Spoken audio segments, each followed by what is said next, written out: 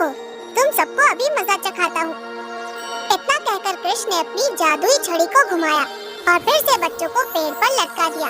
बच्चे जोर जोर से चिल्ला रहे थे, कृष्ण हमें छोड़ दो, हमें छोड़ दो, हमें घर जाने दो, हमारी मैया ने हमें सुबह खाना भी नहीं खिलाया था, हमको बहुत भूख लगी है।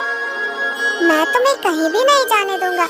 तुम लोग मेरे साथ नहीं खेलते हो ना, तो उसकी सजा तो तुम्हें मिलेगी ही। हमेशा मेरे काले रंग को देखकर मुझे चिढ़ाते हो। अभी तुम देखो, मैं तुम्हारा भी कैसे मजाक बनाता हूँ। नहीं नहीं नहीं कृष्ण, अब से हम तुम्हें कुछ नहीं कहेंगे, हमें जाने दो, वरना हम सबकी मैया यहीं आ जाएंगी। अच्छा, तो मुझे डरा रहे हो? आने दो तुम्हारी मैया को, मैं तुम सबकी शिकायत उनसे कर दूंगा। तभी कृष्ण वहाँ से चला जाता है और सभी बच्चों की माँ वहाँ पर घूमते घूमते आ जाती है। अरे, हमारे बच्चों को यहाँ पर किसने लटका रखा है? पता नहीं किस बेरहम इंसान ने ऐसी हरकत की है। जल्दी से सारे बच्चों को पेड़ से नीचे उतारना होगा, वरना बच्चों को चोट पहुँच सकती है। सारी माएं अपने बच्चों के पास जाती हैं। अरे बच्चों, तुम सबको पेड़ पर किसने लटका दिया? जल्दी हमें बताओ, आखिर ये हरकत किसने की है? सारे बच्चे जोर जोर से चिल्लाते हैं, मैया हमें नीचे उतार लो, मैया हमें बचा लो, हम सबको कृष्ण ने यहाँ पर लटकाया है। हम उसे काला काला कहकर चिढ़ाते हैं ना, तो वो हमसे अपना बदला ले रहा था। इस कृष्ण ने तो हमारा जीना हराम कर रखा है, और इसकी माँ ने भी पता नहीं कहाँ से अपने शैतान बेटे को अजीब सी छड़ी लाकर दे दी है। उसकी वजह से ये हमें भी परेशान करता रहता है।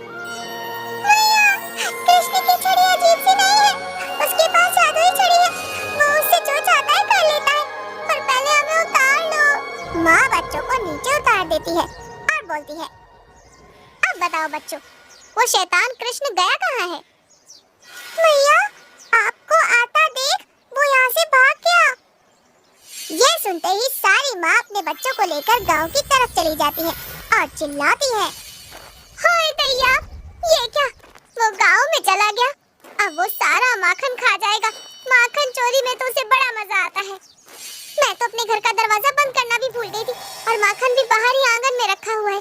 जब तक मैं वहाँ जाऊंगी, वो माखन चोर सारा माखन चट कर जाएगा। मुझे जल्दी ही अपने घर वापस चलना चाहिए।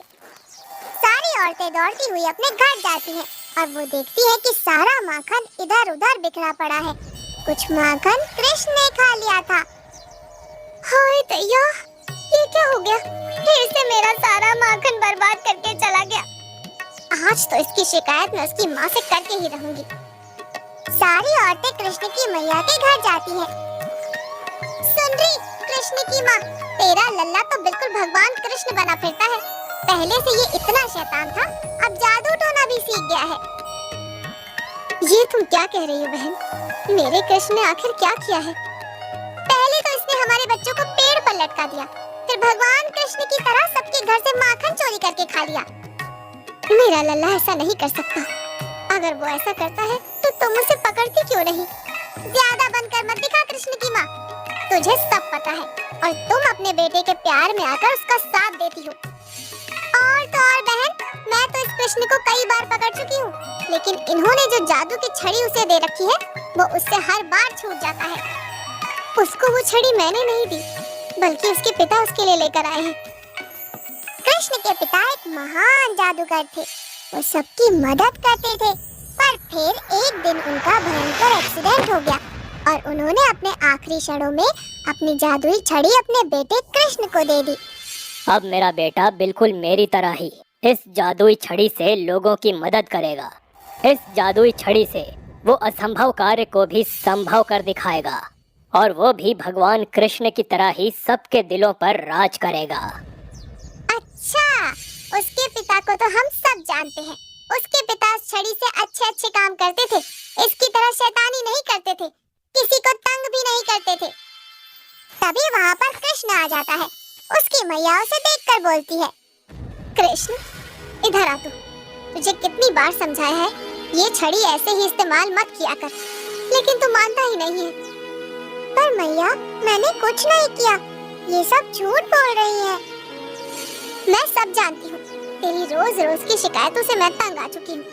देख लल्ला, तेरे पास जो जादुई छड़ी है वो अच्छे काम करने के लिए है, इससे गलत काम मत किया कर। भोले भाले लोगों को सताया मत कर, उनकी मदद किया कर।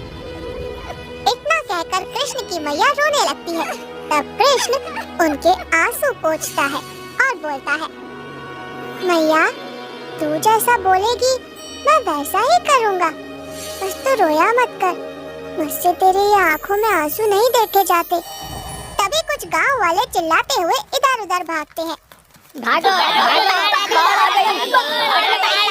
सब अपना कीमती सामान उठाकर पहाड़ी पर चलो। ये सुनकर कृष्ण बाहर आता है। चाचा, कहाँ तक आ गया है बाढ़ का पानी? बेटा वो देखो, यहाँ से भी दिखाई दे रहा है, तुम भी जल्दी से पहाड़ी पर चले जाओ। चाचा, आप किसी बात की चिंता ना करें, मैं इस बाढ़ से आप सभी को बचा सकता हूँ। बेटा कृष्ण, तुम ये कैसी बहकी बहकी बातें कर रहे हो? जाओ अपनी मैया के पास जाओ और जल्दी से पहाड़ी पर पहुँच जाओ। चाचा, पहाड़ी पर जाने की जरूरत नहीं पड़ेगी, अभी आप मेरा कमाल देखिए।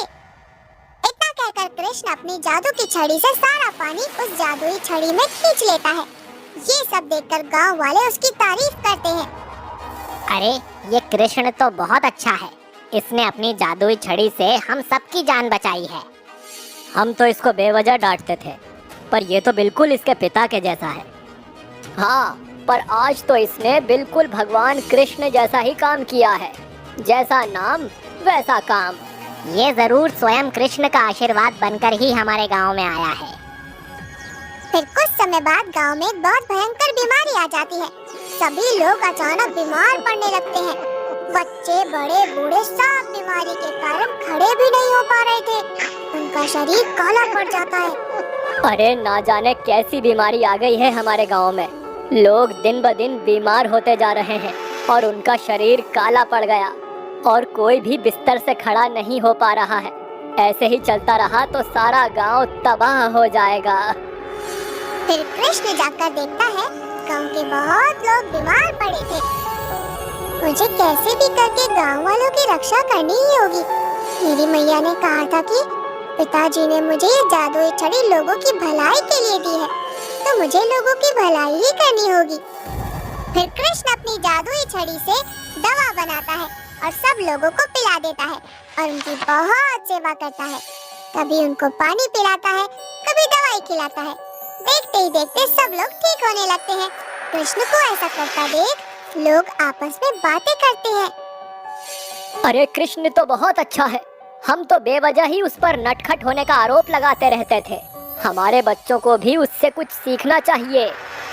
तभी सारे बच्चे कहते हैं, हाँ आप सही कह रहे हो, हम सभी कृष्ण जैसा बनना चाहते हैं। हम भी सब लोगों की मदद करेंगे और कृष्ण जैसा बनकर दिखाएंगे।